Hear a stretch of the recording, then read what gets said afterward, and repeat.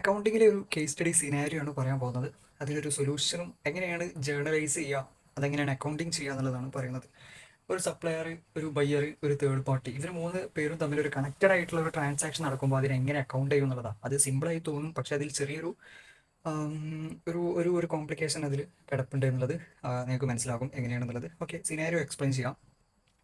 ഇതൊരു സപ്ലയർ ആണ്. ഓക്കെ, അയാൾ ബയ്യർ ആണ്, അറ്റ് എ ടൈം അയാൾ സപ്ലയർ ആണ്, ഒരു ബയ്യർ ആണ്, രണ്ടും ഒരു പേഴ്സൺ ആണ്. അതെന്താന്നുള്ളത് വിശദീകരിച്ച് പറയുമ്പോൾ മനസ്സിലാകും.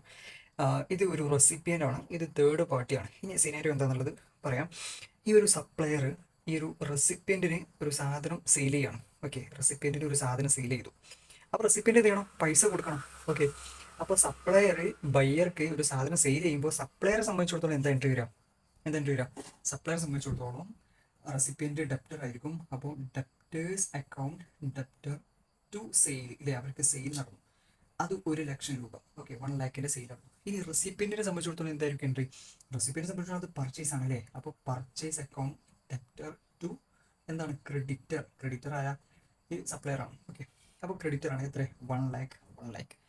ഓക്കെ, ഇനി എന്ത് ചെയ്യാണ് ഇവിടെ? മറ്റൊരു ഒരു കോംപ്ലിക്കേഷൻ വരുന്നത് എന്താണെന്ന് വെച്ചാൽ, ഇവിടെ സപ്ലയർ തേർഡ് പാർട്ടിൻ്റെ കയ്യിൽ നിന്നും ഒരു സാധനം പർച്ചേസ് ചെയ്യണം. അതുകൊണ്ടാണ് പറഞ്ഞത് ഇയാൾ അറ്റ് എ ടൈം ബയ്യർ ആണെന്നുള്ളത്. അപ്പോൾ തേർഡ് പാർട്ടി ഒരു സാധനം ഇയാൾക്ക് സെയിൽ ചെയ്തു. അപ്പോൾ തേർഡ് പാർട്ടിന് എൻട്രി എന്ത് വരിക? തേർഡ് പാർട്ടിനെ സംബന്ധിച്ചിടത്തോളം സെയിലാണ്, അല്ലേ. Third party debtor account, debtor ആരാ? ഇയാളാണെന്നുള്ളത് ജസ്റ്റ് മനസ്സിലാക്കുക. അപ്പോൾ debtor account, debtor to sale, അവർക്ക് സെയിൽ നടന്നു. എത്ര? 10,000 രൂപേൻ്റെ സെയിലാണ് നടന്നത്.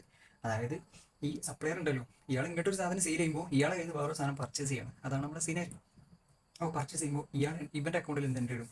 ഇയാൾ അറ്റ് എ ടൈം ബയ്യർ ആണ്, അപ്പോൾ ഇയാളെ അക്കൗണ്ടിൽ എന്ത് എൻട്രി ഇടും? പർച്ചേസ് അക്കൗണ്ട് എത്ര? 10,000 രൂപേൻ്റെ സാധനമാണ് പർച്ചേസ് ചെയ്ത്. Account debtor to creditor. Creditor ആരാണ്? Third party. തേർഡ് പാർട്ടിക്ക് പൈസയും കൊടുക്കാണ്ട്. അത് എൻട്രി ഓക്കെ ആണല്ലോ. ഓക്കെ, ഞാൻ പറയുമ്പോൾ എൻ്റെ കൂടെ ജസ്റ്റ് മനസ്സിലാക്കി ഇങ്ങനെ പോകുന്നത്. ഇത് ഒരട്ടം അക്കൗണ്ട്സ് ഒക്കെ പഠിച്ചൊരാൾക്ക് റിവിഷൻ എന്നുള്ളൊരു പർപ്പസിന് എടുക്കാൻ പറ്റിയ ഒരു വീഡിയോ ആണ്. അപ്പോൾ ജസ്റ്റ് ഇങ്ങനെ കേട്ട് ഇങ്ങനെ പോയി മനസ്സിലാക്കിയാൽ മതി. ഓക്കെ, ഇതിങ്ങനെ ചെയ്ത് നോക്കേണ്ട ആവശ്യമൊന്നുമില്ല. ജസ്റ്റ് ഇതിൻ്റെ ഒപ്പം കൂടെ പോരുകയാണെന്നുണ്ടെങ്കിൽ നിങ്ങൾക്ക് സംഭവം മനസ്സിലാവും. അപ്പോൾ ഓക്കെ, സപ്ലയർ ഒരു സാധനം സെയിൽ ചെയ്തു. സപ്ലയർ അറ്റ് എ ടൈം വേറെ തേർഡ് പാർട്ടിന് ചെയ്യുന്ന സാധനം പർച്ചേസും ചെയ്തു. ഇതാണ് സിറ്റുവേഷൻ. അപ്പോൾ ഓൾറെഡി ഇടാനുള്ള ഫസ്റ്റ് എൻട്രി ഒക്കെ നമ്മൾ ഇട്ടു. ഇനി ക്യാഷ് റെസിപ്റ്റ് ചെയ്യുമ്പോൾ എൻട്രിയാണ് ഇടാൻ പോകുന്നത്. ഓക്കെ, റെസിപ്പിയൻ്റ് എന്ത് ചെയ്യാണ്? ഈ 1,00,000 രൂപീസിൽ 90,000 രൂപ സപ്ലയറിന് കൊടുക്കുകയാണ്. അപ്പം സപ്ലയർ, അതായത് സെയിൽ നടന്നത് ഇവിടുന്ന് ഇങ്ങോട്ട് സെയിൽ നടന്നത് 1,00,000 രൂപക്കാണ്. പക്ഷേ ഇവിടുന്ന് ഇങ്ങോട്ട് പൈസ കൊടുത്തതോ 90,000 രൂപ. ഓക്കെ, ഇപ്പോൾ 90,000 രൂപ കൊടുത്തു കഴിഞ്ഞാൽ എന്താ ഇടുക? ക്രെഡിറ്റർ എന്നുള്ള ഒരു ലയബിലിറ്റി കുറഞ്ഞുകൊണ്ട് ഡെബിറ്റ് ചെയ്തു. എത്ര? 90,000. പിന്നെ ക്യാഷ് കയ്യിൽ നിന്ന് പോയോണ്ട് ടു ക്യാഷ്, 90,000 ക്യാഷ് ക്രെഡിറ്റ് ചെയ്തു, കാരണം ക്യാഷ് കൊടുത്തു. അപ്പോൾ ഇവിടുന്ന് ക്യാഷ് ഇങ്ങോട്ട് കൊടുത്തു, അവൻ്റെ അക്കൗണ്ടിൽ കൂടണം, അല്ലേ. സപ്ലയറിൻ്റെ അക്കൗണ്ടിൽ ക്യാഷ് കൂടണം. അപ്പോൾ സപ്ലയറിൻ്റെ അക്കൗണ്ടിൽ ക്യാഷ് കൂടാണ്. ക്യാഷ് 90,000 കിട്ടി ടു ക്രെഡിറ്റർ, അല്ല ഡെപ്റ്ററിലെ ഡെപ്റ്റേഴ്സ് കുറഞ്ഞു. അപ്പോൾ 90,000 ഇവർക്ക് കിട്ടിയെന്ന് ഞാൻ കാണിച്ചു. ഓക്കെ, അപ്പോൾ ഈ ബാക്കിയുള്ള 10,000 ഉണ്ടല്ലോ, അത് ഇയാൾ എങ്ങോട്ടാണ് കൊടുക്കണത്? ഇവൻ തേർഡ് പാർട്ടിക്ക് കൊടുക്കണം. സിനാരി മനസ്സിലാക്കും, കാണുന്നില്ലേ? ഓക്കെ, സിനാരി മനസ്സിലാക്കും. അതായത് ഇവനുണ്ടല്ലോ, ഇവൻ ബയ്യറാണല്ലോ, ഇവൻ്റെ ബയ്യറാണല്ലോ. അപ്പോൾ തേർഡ് പാർട്ടി ഇങ്ങോട്ട് 16,000 സാധനം സെയിൽ ചെയ്ത്. അപ്പോൾ ഇതിൻ്റെ പൈസ ഇവൻ ഇവിടുന്ന് അങ്ങോട്ട് കൊടുക്കണ്ടേ? പക്ഷെ ഇവൻ്റെ കയ്യിൽ പൈസ കൊടുക്കാനില്ല, കാരണം ഇവൻ 1,00,000 ഇങ്ങോട്ട് തരാണ്ടില്ല. ഇവിടുന്ന് അങ്ങോട്ട് സെയിൽ നടന്നപ്പോൾ അവിടെ നിന്ന് 1,00,000 രൂപ തരാണ്ട്. അപ്പോൾ അതിൽ 90,000 കിട്ടി. ഇനി ബാക്കി 10,000 ഇവനോട് ഇങ്ങോട്ട് ഇവൻ പറയാണ്, ഈ ഇങ്ങോട്ട് തരണ്ട, ഇത് റെസിപ്പിയൻ്റെ ഈ 10,000 രൂപ എനിക്ക് തരാണ്ട്, പക്ഷേ ഈ എന്താ വേണ്ട, ഇങ്ങോട്ട് തരണ്ട, ഈ നേരെ ഓന് കൊടുത്താൽ മതി. കാരണം എന്താ? ഇവൻ്റെ കയ്യിൽ നിന്നൊരു സാധനം ഇപ്പം പർച്ചേസ് ചെയ്തിട്ടുണ്ട്, മനസ്സിലായോ? തേർഡ് പാർട്ടിൻ്റെ കയ്യിൽ നിന്ന് ഇവൻ്റെ സാധനം പർച്ചേസ് ചെയ്തിട്ടുണ്ട്. അതുകൊണ്ട് ഇവൻ അങ്ങോട്ട് പൈസ കൊടുക്കണം, പക്ഷെ ഇവൻ്റെ കയ്യിൽ പൈസ ഇല്ല. അപ്പോൾ അതുകൊണ്ട് എന്ത് ചെയ്തത്? ഈ ഓൾറെഡി ഇങ്ങോട്ട് 1,00,000 രൂപ തരാണ്ട് അതിൽ 90,000 രൂപ ഇങ്ങോട്ട് പേ ചെയ്ത് ബാക്കി 10,000 ഓനായിട്ട് കൊടുത്ത് സെറ്റിൽ ചെയ്താളാന്ന് പറഞ്ഞു. അതാണ് സിനാരിയോ.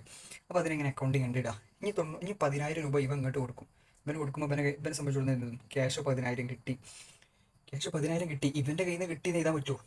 അത് പറ്റില്ല. കാരണം എന്താ? ഇവൻ്റെ കയ്യിൽ നിന്ന് 10,000 രൂപ കിട്ടിയെന്ന് കണ്ടത്, കാരണം എഴുതാൻ പറ്റില്ല. കാരണം ഇവനും തമ്മിൽ ഒരു ബന്ധമില്ല, ഇല്ല, ഇവർ തമ്മിൽ ഒരു ബന്ധമില്ല.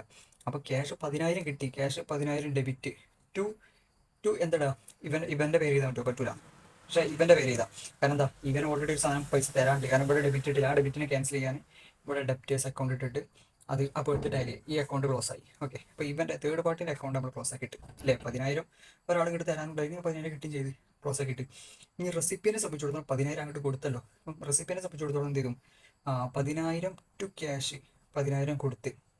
ആ 10,000 ഇവനും തമ്മിൽ ഒരു ബന്ധമില്ല. അതുകൊണ്ട് ഈ 10,000 ഇവനക്കാണ് ശരിക്കും കൊടുത്തത്, പക്ഷെ ഇവനക്ക് നീതാനില്ല, കാരണം ഇവർ തമ്മിൽ ഒരു ട്രാൻസാക്ഷൻ നടന്നില്ല, പൈസ മാത്രം കൊടുത്തത് മാത്രം.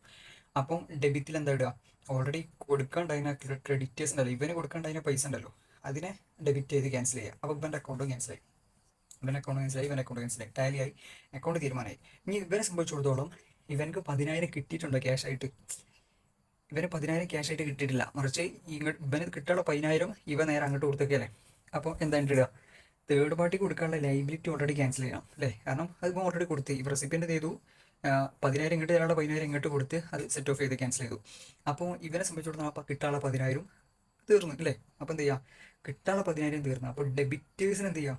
ഡെപ്റ്റർ എന്ത് ചെയ്യുക? ക്രെഡിറ്റ് ചെയ്യുക. ടു ക്രെഡിറ്റർ 10,000, ടു ക്രെഡിറ്റർ 10,000 അല്ലേ? അവന് കിട്ടാനുള്ള ഒരു 10,000 ക്യാൻസലാക്കി.